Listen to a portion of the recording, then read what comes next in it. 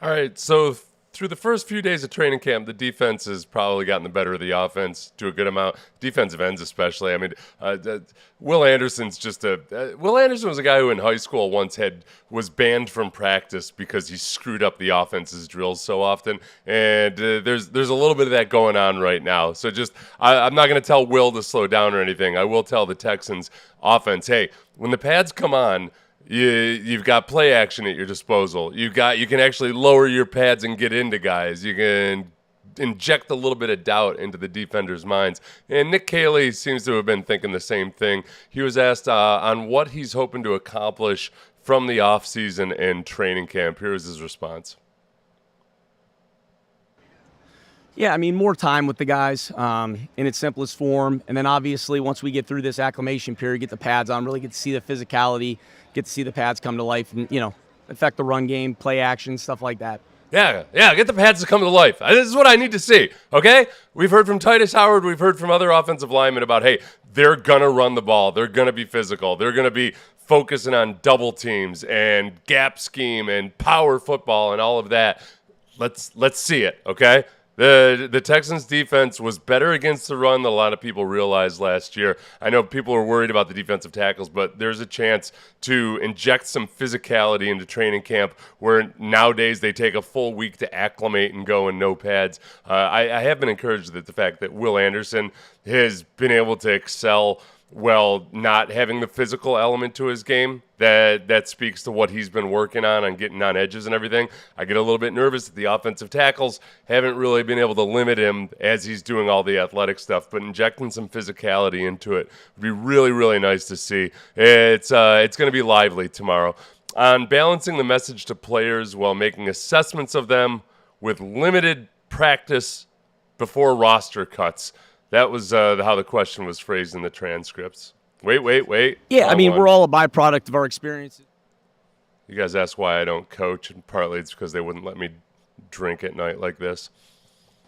Well, I mean, I think, there's a lot of things you do. There's discipline. There's mental toughness in terms of being precise with motions, being precise and breaking the huddle with a clean operation, whether it's cadence, changing up cadences, whether it's putting guys in different spots that, mixing some different formations that they may have to, run the same concept for multiple formations. So it taxes you mentally too, not just physically.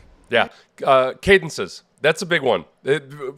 Last year, when your best offensive lineman is also just outpacing the rest of the league threefold when it comes to false starts, it's hard to employ things like hard counts. It's hard when when you want pre-snap motion, but guys are kind of jogging through the motions and defensive players are sitting back there thinking like, all right, I know exactly what's coming. There's a certain level of urgency and precision that the offense needs to have that they didn't have in these last couple years, and defenses start to get a beat on that. There's a whole lot about just the tempo pre-snap of, hey, getting up to the line with 20 seconds, the quarterback assessing everything. You have a dummy count in there somewhere to see if there's a blitz or what have you, and you make the defense uncomfortable. Texans teams that faced the Texans offense last year were far too comfortable. So I'm hoping to see, at least on the first day of pads, before the Texans can really get a beat on what the Texans offense is doing, that we see a different version of the offense this year. On balancing having a system in place and being open-minded to making changes around players' strengths and skill sets. Here's Nick Caley on that. Yeah, I mean, we're all a byproduct of our experiences, right? So this is not a New England system, and it's our system, and it's going to evolve, and, that's personnel-driven, but it's finding out what we can do. But also, I think from starting with the players and things that they've had success with, things that they've done well here. They've done a lot of things well here. We have a great coaching staff that all have different experiences. I'm really blessed to be around those guys, and we're just trying to formulate what's best for us as we get going here. Yeah, this is one thing that I think some people have been left feeling just less than fulfilled in the answers that Caley has given at times, because he's basically saying, look, we don't know exactly what the offense is going to be until we see what these guys can do well and what they like doing. I like that Caley has been with the Rams for a couple of years, because if you think about, okay, the issue with Bobby Slowick, at least partly, I think, was, man, he wanted to run Kyle Shanahan's system, and he was going to figure out a way by rep after rep after rep of getting these guys to run Kyle Shanahan's system. If you look at what Sean McVay did when he started off in L.A., hey, he'd been a Mike Shanahan disciple. He'd been with Kyle Shanahan all those years.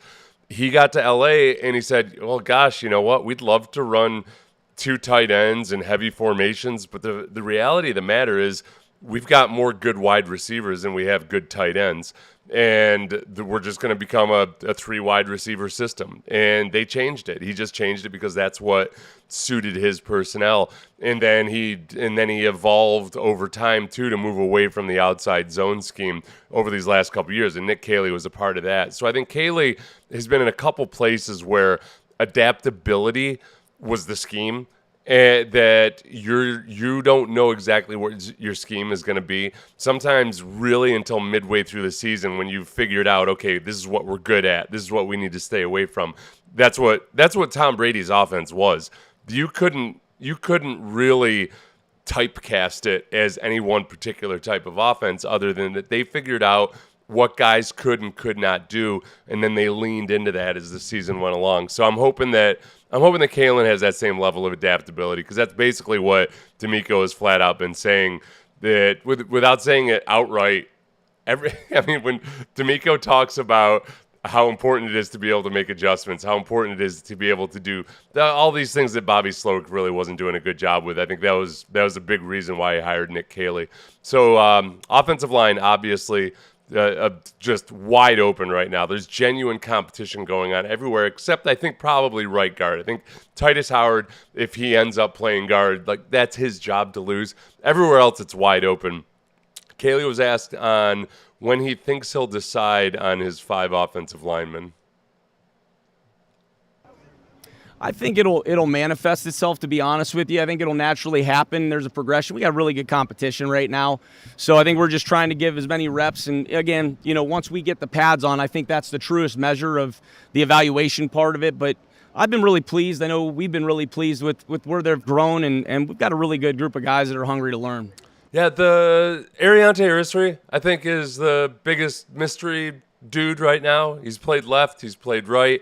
I think that Cam Robinson certainly is fine if he starts at left tackle, or at least fine enough, as long as he's part of a complete, functional, cohesive unit. He's not going to be as good as Laramie Tunsil in pass protection, but he can be part of a good and functioning unit.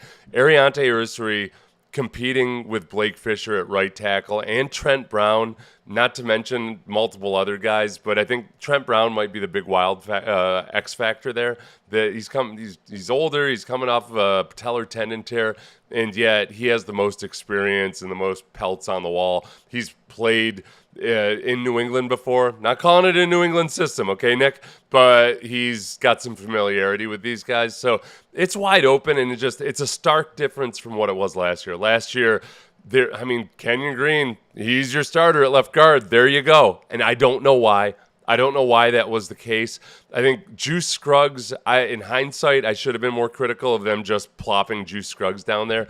I think at least part of it was they just wanted to get as many reps as possible with Juice and CJ as a young quarterback. Whereas this year, you just flat out, you have to walk the walk if you're going to talk the talk about competition. And there's genuine competition in at least 4 of those spots. And if Titus doesn't perform well at right guard, I think his job would be in peril. But he's the one who's the most solidified right there on the offensive line.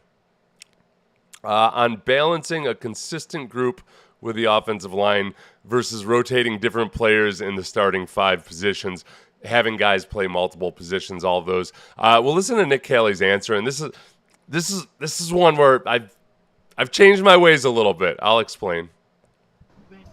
Yeah, well, again, it started in the spring, exposing them to maybe something that may have been different, may not have been different, and then obviously through camp here. But it's a full evaluation from a spring to fall setting, and I think you put them in as many situations as you can, and then you start to refine some things, or you start to feel with once we start getting the pads on, once we have some practices, with the pads on, you get into joint practices, you get into the preseason games, I think things start to declare a little bit more, and then you tweak things as you go. Yeah, I might have mixed up his answer to that one with the other offensive line one. Regardless, I want to talk about O-line versatility here for a minute. Forever, I said over and over again, look, I just want a rookie to be able to come in and get comfortable in one spot, and then later on he can branch out. I'm open. I'm much more open than I used to be to coveting versatility more so than having an all-pro guy or an all-rookie team guy at left guard or right tackle or wherever it might be, because I think the game has changed. For one, I know adding one game doesn't seem like a whole lot, but you combine that with the concussion protocol and various other things where you just can't rely on having your five guys healthy as much as you used to on the offensive line. Look, I've seen the last couple of years, hey, having an all-pro left tackle was great for your pass protection at left tackle, but it wasn't necessarily great for the entire offensive line. I mean, Laramie was fine for the offensive line. It's just, it didn't matter. It was all for naught. I would much rather have five serviceable guys at any given point in time. And I've changed 180 degrees when it comes to rookies. All right, if that's what you're ultimately hoping for is guys who are versatile and who can play in multiple positions, then I'll sacrifice a little bit on, say, Ariante Ursary. If he could just stay at left tackle and learn nothing but left tackle, then hey, that's great. Problem is, his first opportunity to play might be at right tackle. His first opportunity to play might be at left guard or right guard, depending on injuries. And I would rather have guys be serviceable and then get to be some of the most versatile, most serviceable guys. So it's a big change for me. I'm a grumpy old man. I've learned how to use TikTok. I'm making my way in this new world. Okay. There's just so many questions about balancing on this in these transcripts. This is a nice little blurb, just him talking about the young guys.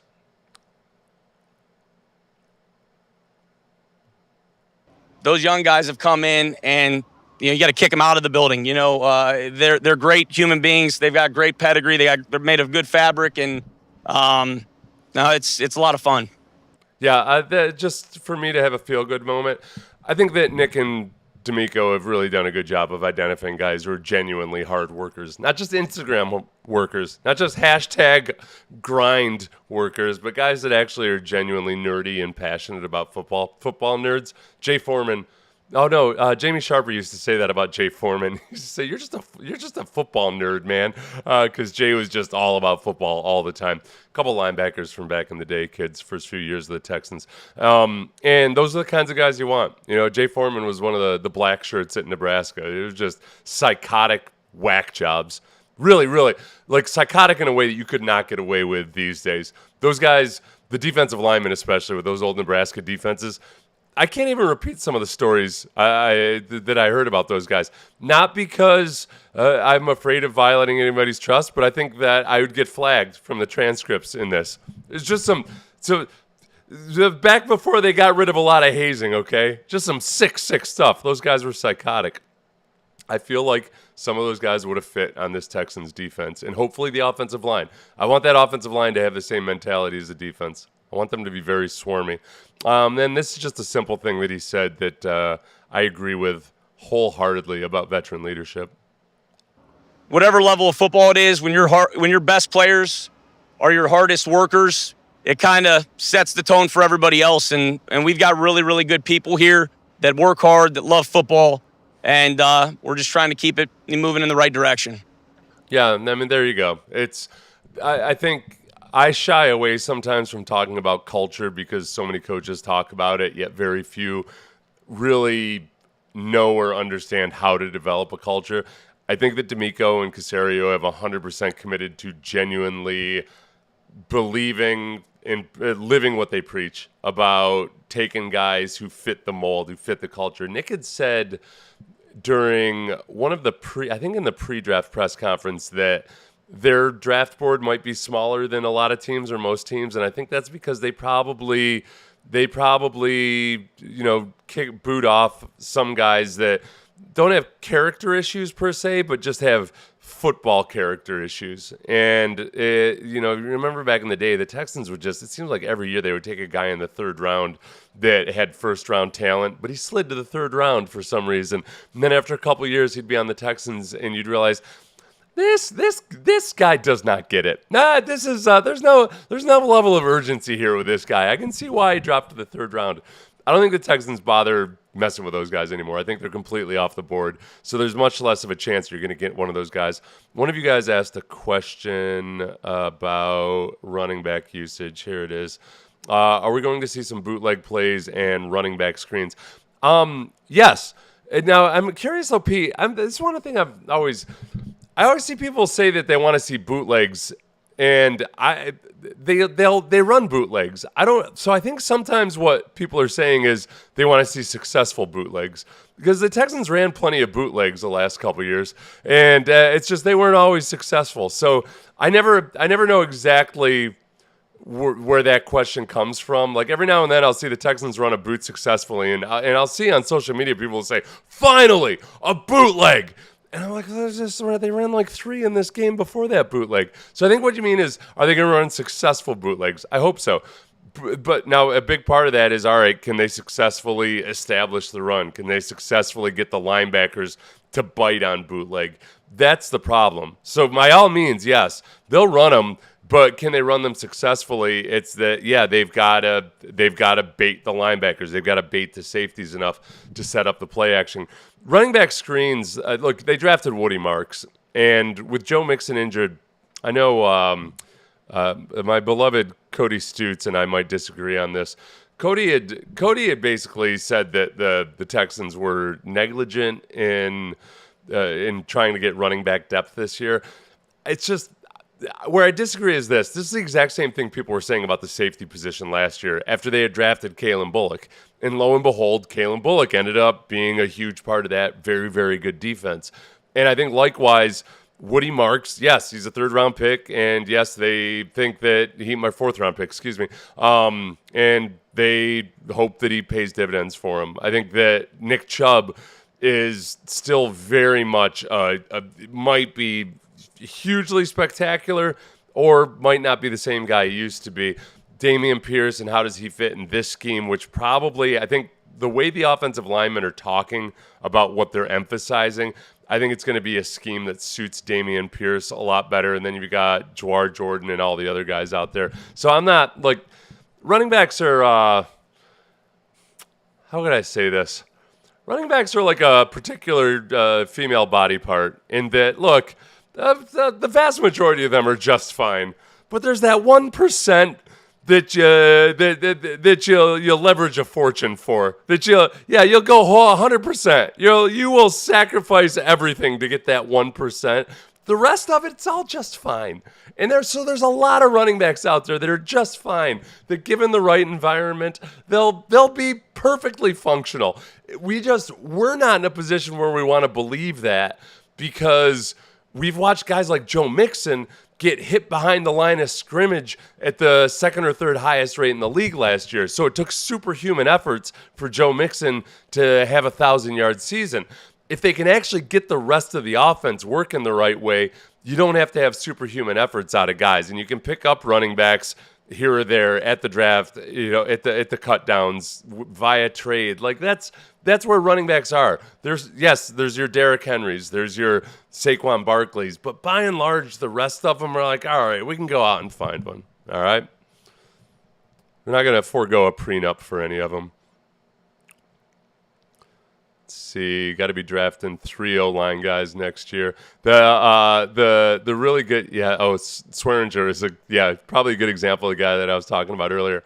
So Josh Simmons, the offensive tackle that the Chiefs drafted with the last pick in the first round, who was available when the Texans traded back.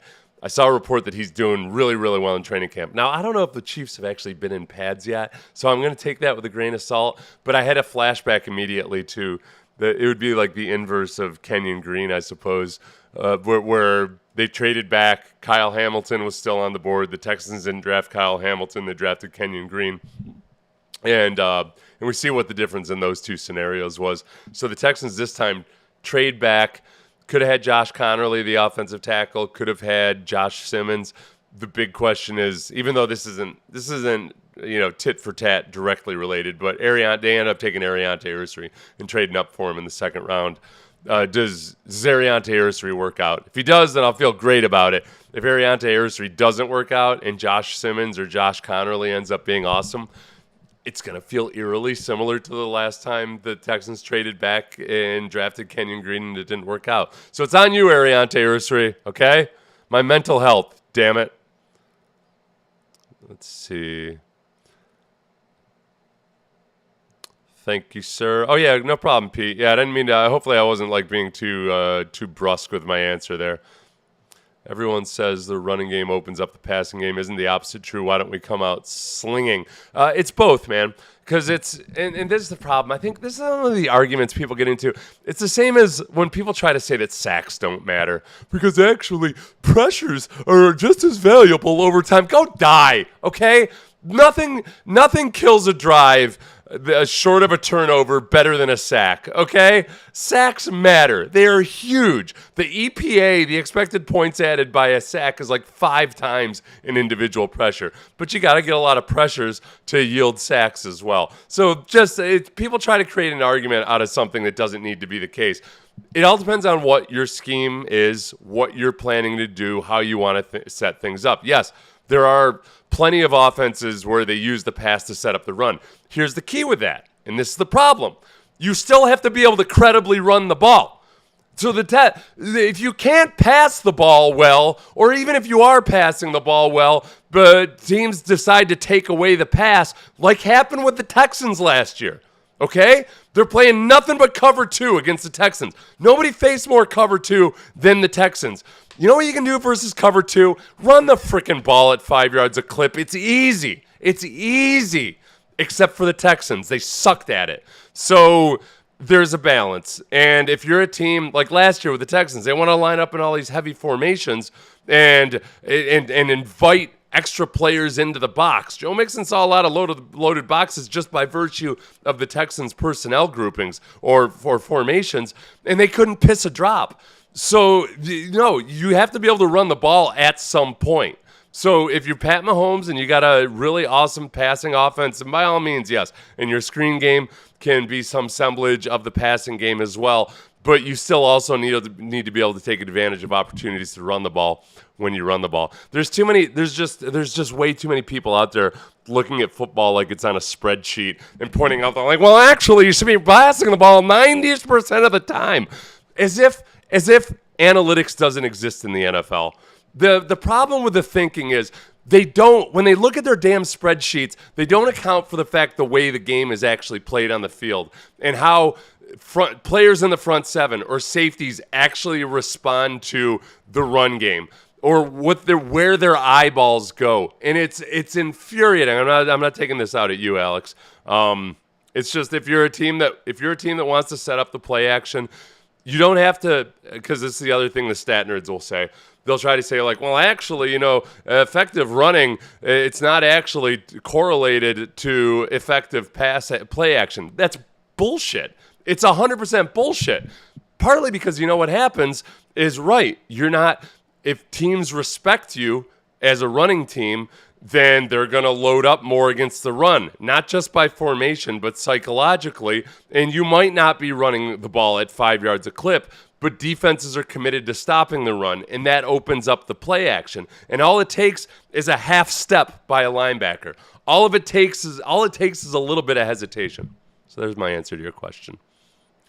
I get tired of people just saying that, establish the run is a caveman mentality. In the modern game, you don't actually need to be able to run the football. Go fuck yourself. It's just so stupid. Not you. It's just Alex, just other people. I'm feeling positive that Woody Marks is going to be a successful running back, that if the O-line lives up to expectations, yes. All right.